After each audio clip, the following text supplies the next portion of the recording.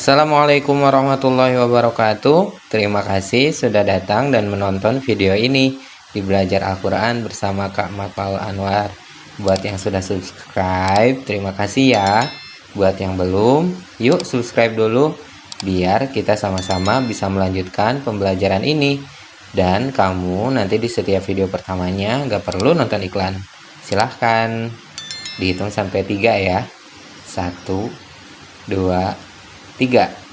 Terima kasih ya yang udah subscribe. Selamat menonton dan mudah-mudahan bermanfaat. Assalamualaikum warahmatullahi wabarakatuh. Alhamdulillah wassalatu wassalamu ala Rasulillah wa ala alihi washabihi wa mawalah. Asyhadu an la ilaha illallah wahdahu la syarikalah wa asyhadu anna Muhammadan abduhu wa rasuluhu la nabiyya ba'dah. Ayuhal hadirun, rekan-rekan, adik-adik juga kakak-kakak yang mudah-mudahan senantiasa ada dalam ridho Allah, ada dalam bimbingan Allah, dan senantiasa beristiqomah untuk membaca, mengamalkan, dan juga memahami Al-Quran dengan baik. Alhamdulillah pada kesempatan kali ini kita dapat berkumpul kembali, bertemu di channel ini dalam mempelajari ilmu tajwid. Dan adapun pada pembahasan di video kali ini kita akan melanjutkan tentang hukum mempelajari ilmu waqaf dan ibtida. Mari kita baca untuk bukunya ya. Hukum mempelajari ilmu waqaf dan ibtida ini adalah wajib. Kemarin jika waqaf itu sendiri tidak ada yang berhukum wajib secara syar'i. Namun di sini hukum mempelajarinya adalah wajib.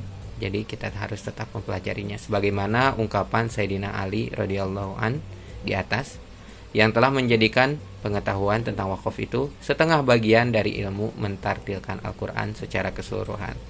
Hal ini juga dikuatkan dengan komentar Imam Ibnu Al-Jazari yang mengatakan, maka dalam perkataan Sayyidina Ali radhiyallahu an terdapat dalil yang nyata akan wajibnya mempelajari serta mengetahui ilmu waqaf, dan hal tersebut memang benar adanya.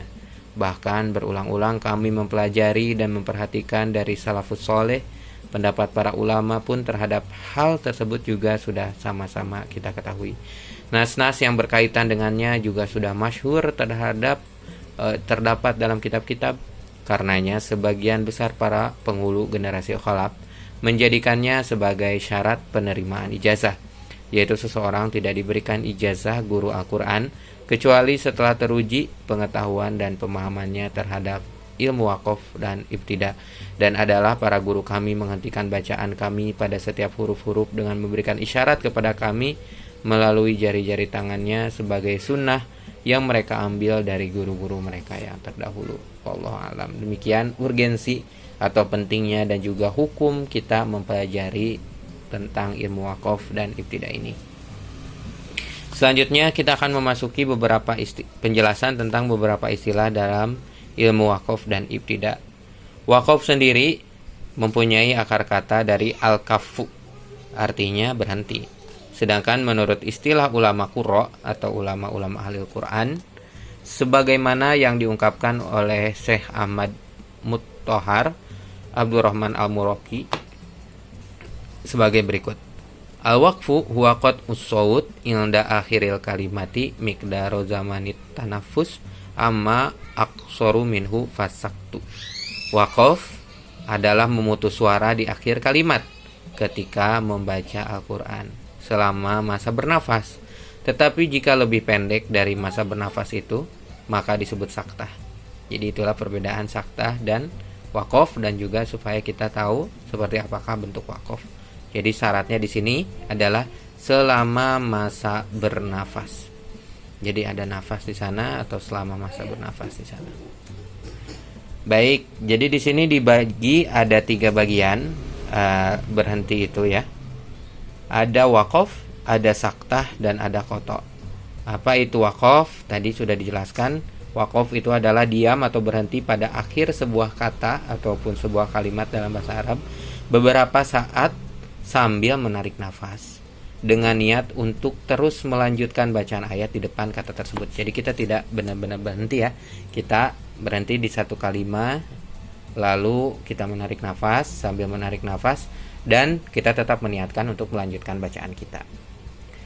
Waqaf tidak boleh dilakukan di tengah-tengah kata, untuk perhatikan ya, atau pada 2 kata yang bersambung. Misalnya di surah Al-Baqarah ada kalimat atau kata ambihum, maka tidak boleh berhenti pada kalimat ambi lalu hum gitu, nggak boleh ya, tapi di satu kalimat ataupun dua kalimat yang bersambung. Ini kan ambihum ini dua kata tapi bersambung, itu tidak boleh di wakof di akhir dua kata yang bersambung ini ya, apalagi di tengah-tengah kata misalnya gitu ya, itu tidak diperbolehkan wakof di sana.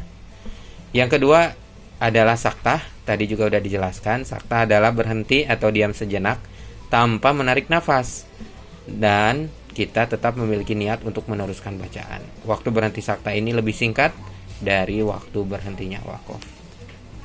Nanti kita lihat contoh ayatnya dan praktiknya ya. Jadi lebih pendek dan tidak menarik nafas ketika kita saktah.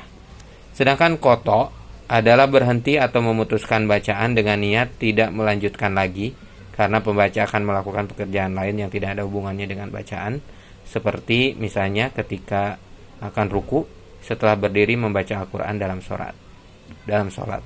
Jadi misalnya walam yakul lahu kufuwan ahad, sudah lalu kita ruku, nah ahad, ketika membaca ahad itu koto ya, jadi berhenti membaca Al-Qurannya untuk melanjutkan pada pekerjaan yang lain. Wallahu a'lam. Yang terakhir istilah yang terakhir adalah ibtida, atau ibtida ini adalah melanjutkan atau memulai kembali bacaan setelah berhenti sejenak untuk mengambil nafas atau wakof. Jadi melanjutkan kembali bacaan, saat kita melanjutkan kembali bacaan itulah yang disebut ibtida setelah wakof ya. Itu dia makna kenapa di sini diagram ada 4 bagian. Ada wakof tadi berhenti disertai nafas, singkatnya seperti itu ya. Saktah berhenti tapi tidak disertai menarik nafas. Koto itu berhenti untuk melanjutkan pada aktivitas yang lain, dan ibtida yaitu saat kita akan memulai bacaan setelah wakof. Wallahu a'lam bishawab. Demikian penjelasan tentang bagian-bagian yang akan kita bahas pada bab ini. Mudah-mudahan bermanfaat dan mudah-mudahan dapat menambah wawasan kita semuanya, mudah kita dalam mengingatnya dan mudah kita memahaminya serta mengamalkannya. Mudah-mudahan jadi ilmu yang bermanfaat. Wa'afu minkum. Assalamualaikum warahmatullahi wabarakatuh. Kepada adik-adik juga kakak-kakak maupun rekan-rekan yang ingin menyisihkan hartanya untuk berinfak di jalan Allah ataupun berwakaf di jalan Allah, saat ini kakak sedang menggalang dana untuk pembebasan lahan untuk pendirian pondok pesantren di daerah Sukabumi, Jawa Barat. Untuk penjelasan lengkapnya juga link untuk donasi, silahkan cek link di deskripsinya ya. Terima kasih sudah menonton video ini, terima kasih atas perhatiannya. Assalamualaikum warahmatullahi wabarakatuh.